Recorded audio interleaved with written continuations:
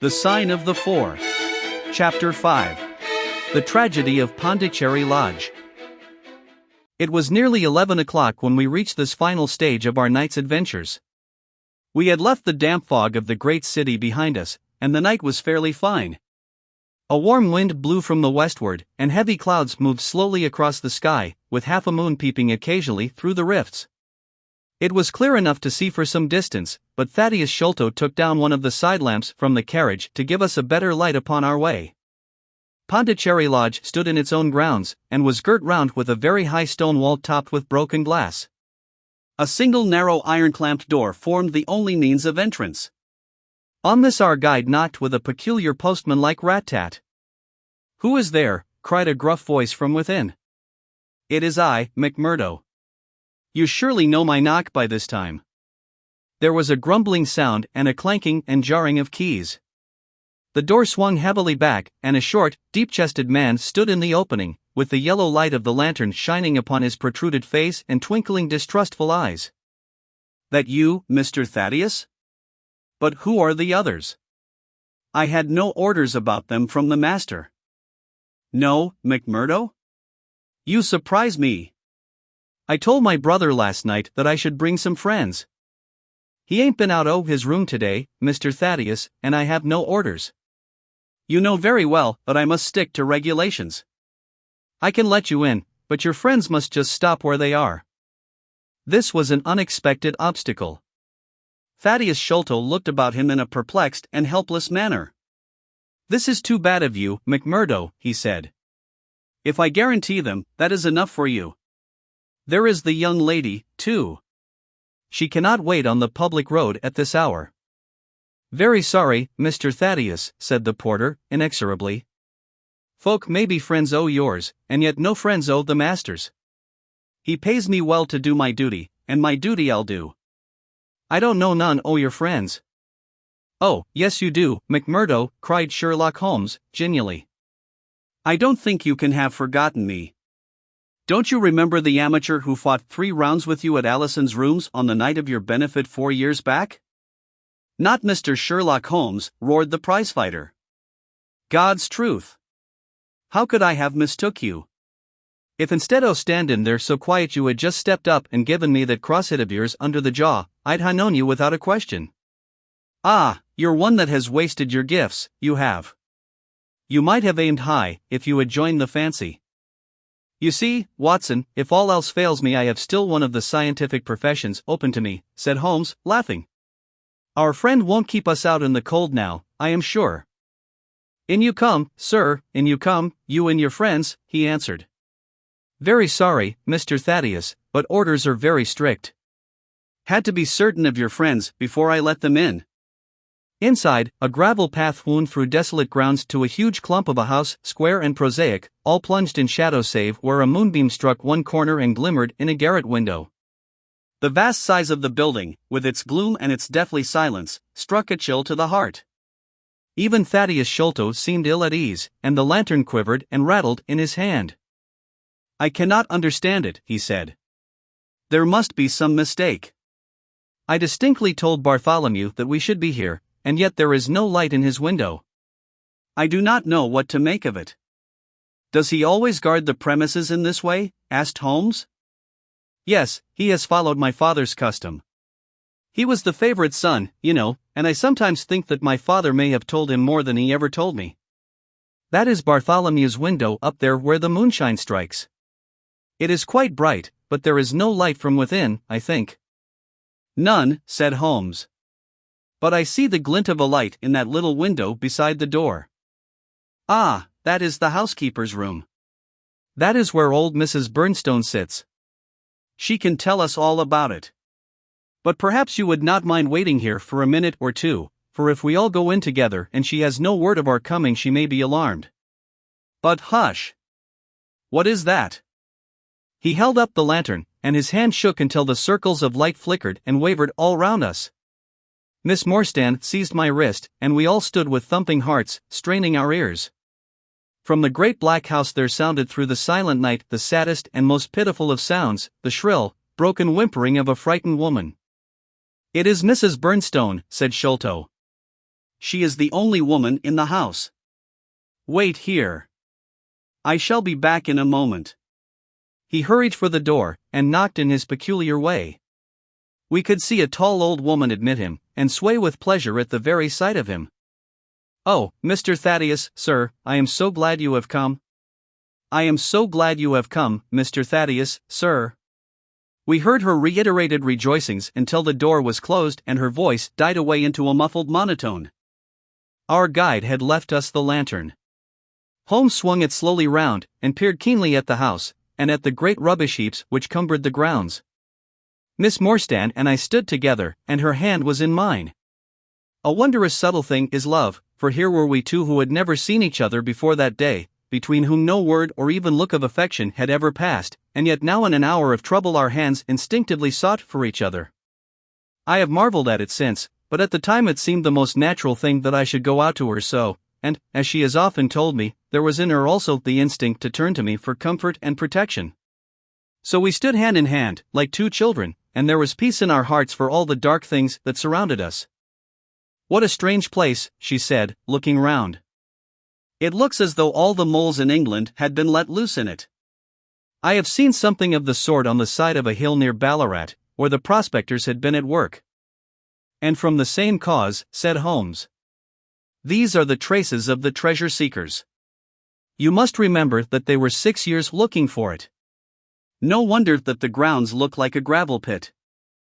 At that moment the door of the house burst open, and Thaddeus Sholto came running out, with his hands thrown forward and terror in his eyes. "There is something amiss with Bartholomew," he cried. "I am frightened. My nerves cannot stand it." He was, indeed, half blubbering with fear, and his twitching feeble face peeping out from the great astrakhan collar had the helpless appealing expression of a terrified child. "Come into the house," said Holmes, in his crisp, firm way.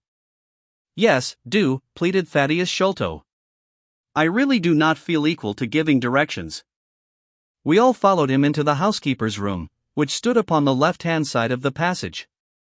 The old woman was pacing up and down with a scared look and restless picking fingers, but the sight of Miss Morstan appeared to have a soothing effect upon her. "God bless your sweet calm face," she cried, with an hysterical sob. "It does me good to see you. Oh, but I have been sorely tried this day." Our companion patted her thin, work-worn hand, and murmured some few words of kindly womanly comfort which brought the color back into the other's bloodless cheeks. "Master has locked himself in and will not answer me," she explained. "All day I have waited to hear from him, for he often likes to be alone, but an hour ago I feared that something was amiss, so I went up and peeped through the keyhole." "You must go up, Mr. Thaddeus, you must go up and look for yourself. I have seen Mr. Bartholomew Sholto in joy and in sorrow for 10 long years, but I never saw him with such a face on him as that." Sherlock Holmes took the lamp and led the way, for Thaddeus Sholto's teeth were chattering in his head. So shaken was he that I had to pass my hand under his arm as we went up the stairs, for his knees were trembling under him.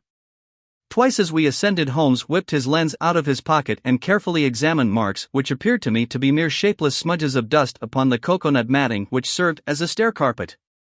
He walked slowly from step to step, holding the lamp, and shooting keen glances to right and left. Miss Morstan had remained behind with the frightened housekeeper. The third flight of stairs ended in a straight passage of some length, with a great picture in Indian tapestry upon the right of it and 3 doors upon the left. Holmes advanced along it in the same slow and methodical way, while we kept close at his heels, with our long black shadows streaming backwards down the corridor. The third door was that which we were seeking. Holmes knocked without receiving any answer, and then tried to turn the handle and force it open.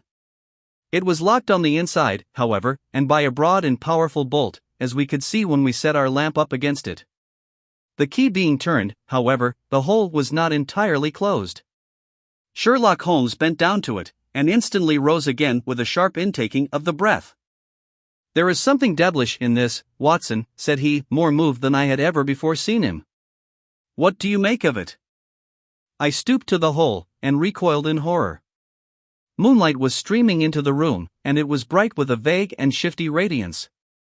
Looking straight at me, and suspended, as it were, in the air, for all beneath was in shadow, there hung a face, the very face of our companion Thaddeus. There was the same high, shining head, the same circular bristle of red hair, the same bloodless countenance. The features were set, however, in a horrible smile, a fixed and unnatural grin, which in that still and moonlit room was more jarring to the nerves than any scowl or contortion. So like was the face to that of our little friend that I looked round at him to make sure that he was indeed with us. Then I recalled to mind that he had mentioned to us that his brother and he were twins. "This is terrible," I said to Holmes. "What is to be done?"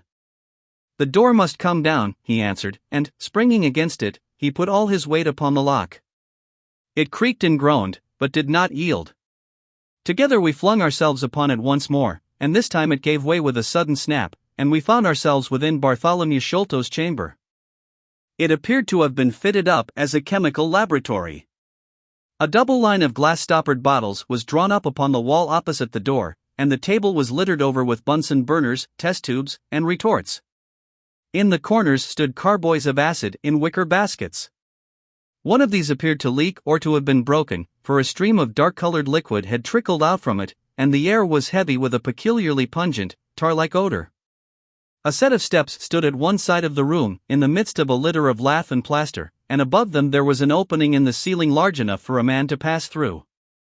At the foot of the steps a long coil of rope was thrown carelessly together. By the table, in a wooden armchair, the master of the house was seated all in a heap, with his head sunk upon his left shoulder, and that ghastly, inscrutable smile upon his face. He was stiff and cold, and had clearly been dead many hours. It seemed to me that not only his features but all his limbs were twisted and turned in the most fantastic fashion.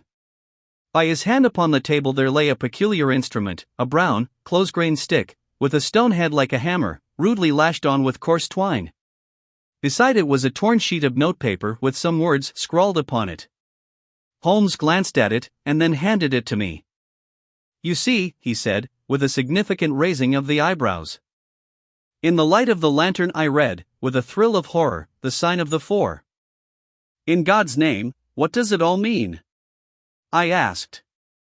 "It means murder," said he, stooping over the dead man. "Ah, I expected it. Look here." He pointed to what looked like a long, dark thorn stuck in the skin just above the ear. "It looks like a thorn," said I. "It is a thorn. You may pick it out. But be careful, for it is poisoned." I took it up between my finger and thumb. It came away from the skin so readily that hardly any mark was left behind. One tiny speck of blood showed where the puncture had been.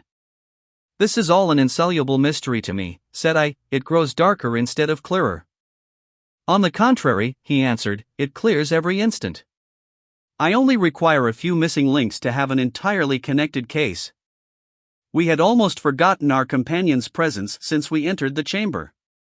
He was still standing in the doorway, the very picture of terror, wringing his hands and moaning to himself. Suddenly, however, he broke out into a sharp, querulous cry. "The treasure is gone," he said. "They have robbed him of the treasure. There is the hole through which we lowered it. I helped him to do it. I was the last person who saw him. I left him here last night, and I heard him lock the door as I came downstairs." "What time was that?" "It was 10 o'clock. And now he is dead, and the police will be called in, and I shall be suspected of having had a hand in it." "Oh, yes, I am sure I shall." "But you don't think so, gentlemen?